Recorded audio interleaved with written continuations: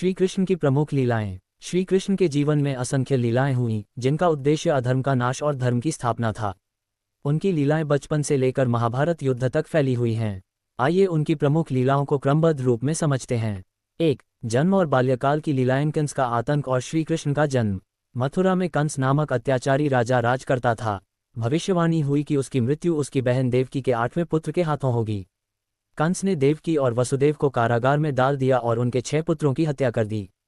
जब श्री कृष्ण का जन्म हुआ तो वसुदेव ने उन्हें यशोदा के पास गोकुल में छोड़ दिया और वहां से यशोदा की कन्या को कारागार में ले आए। जब कंस ने उस कन्या को मारना चाहा तो वह आकाश में उड़ गई और बोली, तेरा संहार करने वाला जन्म ले चुका है। पूतना वध। कंस ने श्री कृष्ण को मारने के लिए पूतना नामक राक्षसी को भेजा। वह सुंदर स्त्री का रूप धारण करके गोकुल पहुंची और कृष्ण को विषैले दूध से मारने का प्रयास किया, लेकिन श्री कृष्ण ने स्तनपान करते हुए उसका प्राण हर लिया। शकटासुर, तृणावर्त और अन्य दानवों का संहार।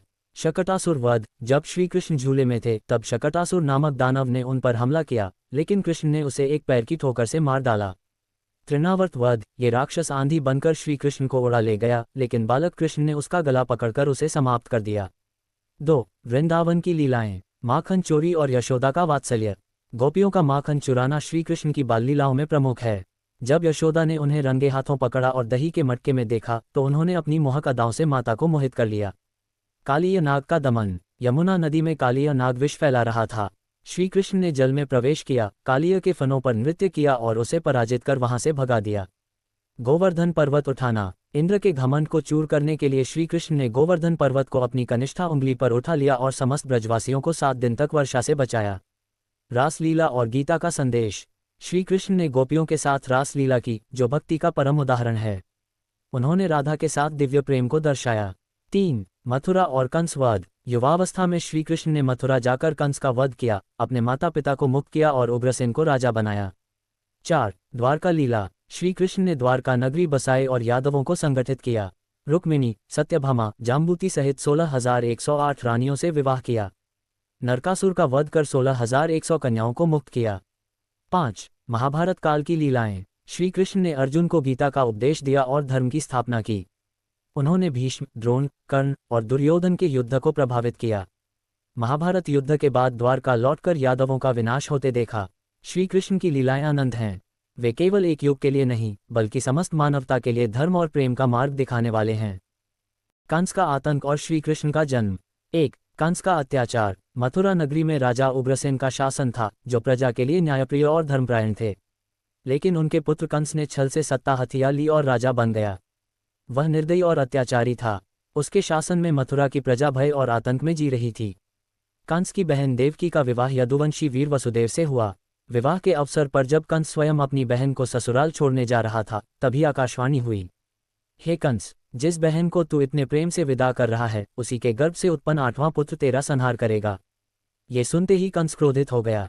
उसने देवकी को मारने के लिए तलवार उठा ली, लेकिन वसुदेव ने उसे समझाया, हे कंस, देवकी से तुझे कोई भय नहीं, तू केवल उसके 8वें पुत्र से डरता है। अतः मैं वचन देता हूं कि जब जब देवकी को संतान होगी, मैं उसे तेरे हवाले कर दूंगा। कंस ने वसुदेव का वचन स्वीकार किया और उन्हें कारागार में डाल दिया। 2. देवकी के 6 पुत्रों की हत्या। समय बीतता गया। जैसे ही देवकी ने पहला पुत्र जन्म दिया, वसुदेव ने उसे कंस को सौंप दिया। कंस ने निर्दयता से उस नवजात शिशु को पत्थर पर पटक कर मार डाला। इसी तरह उसने देवकी के पहले 6 पुत्रों को जन्म लेते ही मार दिया। 7वें पुत्र बलराम थे, जिन्हें योगमाया ने रोहिणी के गर्भ में स्थानांतरित कर दिया, जिससे वह कंस की दृष्टि से बच गए। 3. श्री कृष्ण का दिव्य जन्म। जब देवकी के 8वें पुत्र के जन्म का समय आया तो आकाश में दिव्य प्रकाश छा गया। रात्रि के गहन अंधकार में अचानक कारागार के द्वार स्वतः खुल गए, पहरेदार गहरी नींद में सो गए और बेड़ियां टूट गईं। देवकी के गर्भ से साक्षात नारायण ने जन्म लिया। शिशु कृष्ण के चारों भुजाओं में शंख, चक्र, गदा और पद्म सुशोभित थे। वे अपने वास्तविक रूप में माता पिता को दर्शन देने लगे। उन्होंने वसुदेव से कहा, हे तात, आप मुझे गोकुल में नंद बाबा के घर छोड़ आएं और वहां से यशोदा जी की नवजात कन्या को ले आएं। इसके बाद श्री कृष्ण एक साधारण शिशु का रूप धारण कर लेते हैं। 4. वसुदेव का गोकुल गमन। वसुदेव ने भगवान की आज्ञा मानी। उस रात भारी वर्षा हो रही थी, लेकिन जब वसुदेव श्री कृष्ण को सूप में रखकर गोकुल जाने लगे, तब शेषनाग ने अपनी विशाल फण से वर्षा से उनकी रक्षा की। यमुना नदी श्री कृष्ण के स्पर्श के लिए व्याकुल थी, लेकिन जब वसुदेव ने नदी में प्रवेश किया तो जल स्वयं नीचे झुक गया और उन्होंने आसानी से पार कर लिया। गोकुल में पहुंचकर वसुदेव ने श्री कृष्ण को यशोदा के पास सुला दिया और उनकी कन्या को लेकर वापस मथुरा लौट आए। 5. कंस का भ्रम। सुबह होते ही कंस को सूचना मिली कि देवकी ने 8वीं संतान को जन्म दिया है।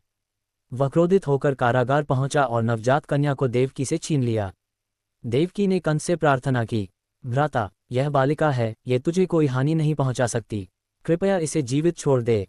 लेकिन निर्दयी कंस ने कन्या को भी पत्थर पर पटकने का प्रयास किया। तभी वह कन्या योगमाया के रूप में आकाश में उड़ गई और बोली, कंस, तुझे मारने वाला जन्म ले चुका है, अब तेरा अंत निश्चित है। इसके बाद योगमाया अंतर्धान हो गईं। कंस भयभीत हो गया और उसने अपने राक्षसों को आज्ञा दी कि संपूर्ण ब्रज में जन्मे सभी नवजात शिशुओं की हत्या कर दी जाए। इस प्रकार श्री कृष्ण का जन्म हुआ और उनके लीलाओं का दिव्य प्रवाह प्रारंभ हो गया, जो अधर्म का नाश और धर्म की पुनर्स्थापना के लिए थी।